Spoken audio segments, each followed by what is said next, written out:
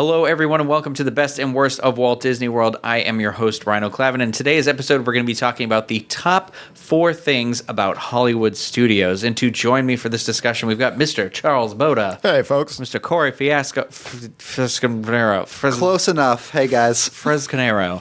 I'm just going to make you up a new name every time. Fiasco is what he goes by. And then in the back, we've got Mr. Craig Williams. Ahoy, hoy. The man who makes it all happen. So we're going to dive right into this list. We've started to kind of revisit the things about the different theme parks around Walt Disney World, like around the block, that we really enjoy. And this week, like I said, Hollywood Studio is getting that treatment. We're going to be positive, start with the best. And number 4 on this list for us is the size of the park. Craig was really the one who kind of pointed this out and said it's got a good walkability. Nothing's too far away from anything else, right? Yeah, it's one of those parks that I've been at many times with friends that might have fast passes, or I might be the one with a fast pass for something, and it's like, okay, you're back by Tower of Terror, and all of a sudden you're like, oh no, I have to get all the way over to Star Tours, and I have like 2 more minutes and I'm going to miss it, and you're like, oh gosh,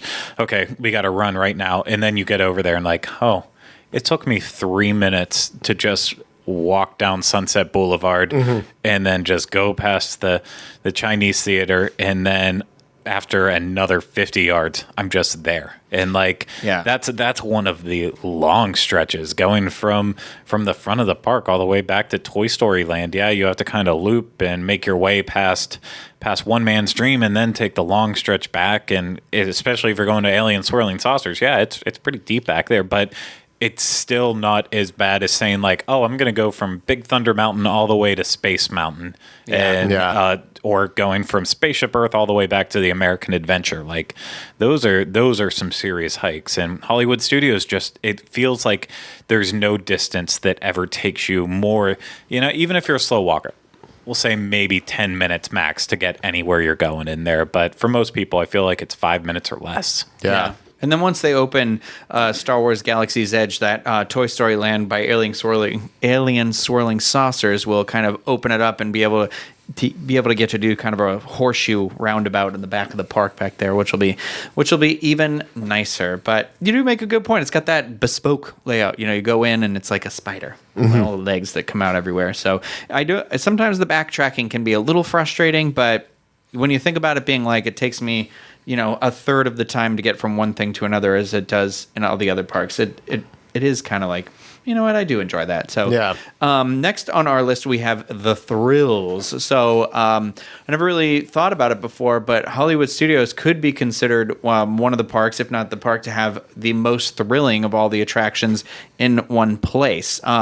Usually you have a signature, like at Epcot, you have Test Track or Mission Space would be kind of the thrilling rides there. At Magic Kingdom, you've got Space Mountain, Thunder Mountain, Splash maybe. But, here we've got kind of one of the fastest rides on Disney property, and that's Rock and Roller Coaster. You've got Tower of Terror. You've got Slinky Dog for really anybody. I think Slinky Dog is very thrilling. And Star Tours, too, So it's kind of nice to have that many thrills in a row, I guess. It's also I think it's got the only rides that really give me any sense of adrenaline. Like, I have fun in other parks, like I'll enjoy them, but my heart doesn't really get racing like it does in Rock and Roller Coaster or Tower of Terror. Like, you're talking about like straight up thrills. Those are very thrilling rides. Yeah. It's there are other fun ones in other parks, but none of them am I standing in line getting a little nervous before I get on them, Yeah, and I mean, you have the most intense roller coaster really on property with Rock and Roller Coaster, and then as well, in the same park, Hollywood Studios, you have Slinky Dog Dash, which is the best roller coaster for what I would say everybody. Yeah, I agree. I think about it being, when they say family coaster, thinking along the lines of the Barnstormer, but that's like 2 seconds, one drop, it's not, and you're crammed in there. Slinky Dog's nice and spacious, and you've got that thrill of you're really high up, you make these turns, and it gets pretty speedy, and the motion's unique, and there is no other attraction that launches you the way that a Rock and Roller Coaster does either, which is nice. So, I'm a fan of those. And you even miss out on like Alien Swirling Saucer, which, while it's not everyone's main idea of a thrill ride, I mean, that thing starts whipping you around as it goes around. It's technically considered a thrill ride, the same way Mater's Junkyard Jamboree is considered a thrill ride out in Disney California Adventure, and this is just the base of what we have right now. And then we know that the Star Wars attractions, once Galaxy's Edge opens up, they're going to have a thrill aspect to them. They're not going to be on the same level of like Tower of Terror and Rock and Roller Coaster, but I mean, you're talking about these, especially with like Smuggler's Run, where you're trying your best to score well and make sure that everything you do, you're going to accomplish correctly. So you're going to get that thrill of adrenaline, kind of like some people get during Midway Mania, and who even knows with Rise of the Resistance. That's a crapshoot all over on how thrilling that's going to end up being, and maybe even Mickey and Minnie's Runaway Railway is going to have a little bit of thrills. We don't know. Yeah, we don't know, and that's a good point. It's got, for all the attractions that it has, I'm going to use the word rides instead of attractions because these ones are in moving vehicles. It's like all of them are very exciting. There's not a lot of slow moving parts in that park. So next we have which this kind of segues from that, I guess, is the diversity of properties that are represented. You go from like 1920s Hollywood down Sunset Boulevard, and then you've got just across the way we've got Indiana Jones, and then just down a little bit further we've got our Toy Story Land, and we'll soon have our Star Wars area. And it's very unique in that I feel like I don't want to. I'm going to accidentally say what the first one is, so somebody else jump in with diversity of properties. So I feel like there's something here for everyone in terms of the movies. Like you said, we have Star Wars, we have Indiana Jones right there. We have Frozen with the Frozen sing-along.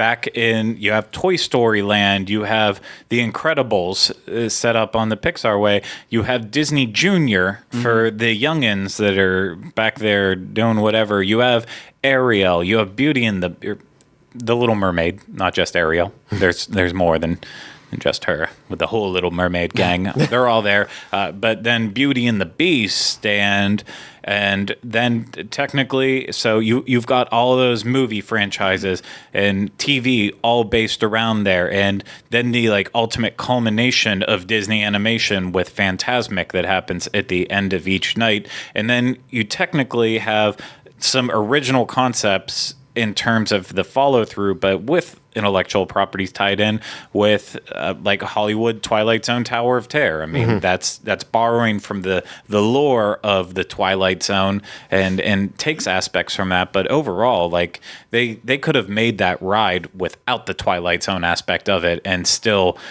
been an achievement in theming. And same goes over at G-Force Records and all that garbage with Aerosmith. I mean, it still gives a balance for people who I don't like movies, but I can still enjoy this side of it. And then soon to be Cars coming in too, and more Mickey and Minnie. There's just so many. With the Lightning McQueens. I was like, what? Lightning McQueens, come look at me in front of a big screen. Extravaganza. But there's literally, if you can't walk into Hollywood Studios and say, this is something that I enjoy, then what in the world do you enjoy in life? Yeah. I like that it can go, you have something represented for younger kids, for it kind of every age group has a representation there, so there's always something to do. But with adding on to what Craig's saying, that leads into our number one is the potential it has for what can go there. I kind of think if you ever like sit, and I'm sure everybody who's a big Disney fan has done this and just daydream about,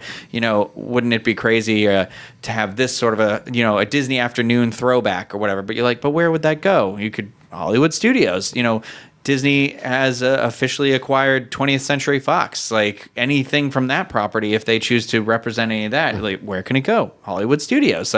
And some people look at that as a bad thing, or like the theming is too open, or it's kind of lost its theming. But I like the idea that, they can create the story for it in the park. And for me, it's still like, it's a studio that represents all Disney properties, not necessarily movies or Hollywood, I guess, at this point. It's not about it being a working studio anymore, in the same exact way that Universal Studios Florida is not about it being a working studio. Yes, at least there they still do productions from time to time on this and that, but ultimately they realized their shift had to be from seeing how movies are made into writing the movies, and Hollywood Studios and Disney picked up on that concept too, also ran with it, and it's once you go in from that aspect, that it doesn't have to be about the background of how movies are made and how TVs are made, and you can just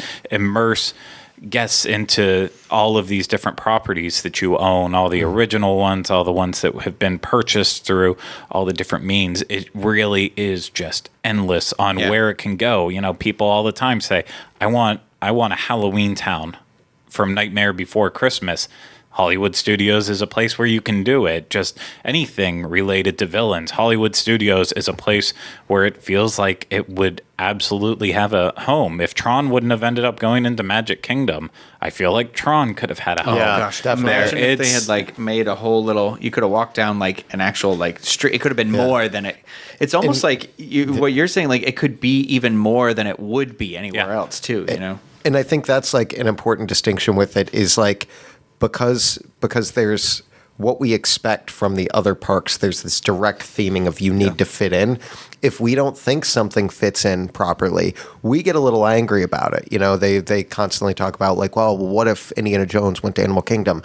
Those movies aren't about animals, and people get up in arms because we want to be pure to the theming, the original intent. In Hollywood Studios, you can branch out without that idea of like, I'm going to anger everybody if I were to put this kind of ride. As long as it's Disney property and people can enjoy it and have fun with it, it's pretty much allowed in Hollywood Studios. And I think that having at least one park like that really adds somewhere the imagination can roam without that restriction of fitting into a preconceived story at this point, you know? Yeah. It's interesting because some people knock it for that, and now it's kind of like you got to think about it more as that like sky's the limit. I've previously kind of knocked it for that, but now sitting here talking to you guys about it, it makes a lot of sense because all the other parks, you know, have that restriction of Animal Kingdom, you know, Epcot and the World Showcase and all that kind of stuff. And Hollywood Studios, you know, if an Imagineer or a group of Imagineers have this really good idea of an attraction they want to execute, but they don't know where to put it, Hollywood Studios is almost welcoming to just about anything. Yeah. I did say you could even get original things in there, original ideas, maybe original attractions, but who knows? Who knows the future? That's the whole thing, potential. So there you have it. That is our list of the top 4 things that we like about Hollywood Studios. That's the size, the thrills, the diversity of the properties that are represented, and the potential for what can be in there. Thank you guys for having this discussion. Thank you everybody out there for watching and listening. If you are watching on YouTube, you can feel free to subscribe to the channel if you like this. Give us a thumbs up. If you are subscribed, make sure to click the bell so you can get notified when we upload all of our content that goes on our channel all the time, it feels like. And if you're listening on iTunes, please feel free to rate and review the podcast. As always, we do appreciate that feedback. But until next time, that'll do it for this episode of the best and worst of Walt Disney World.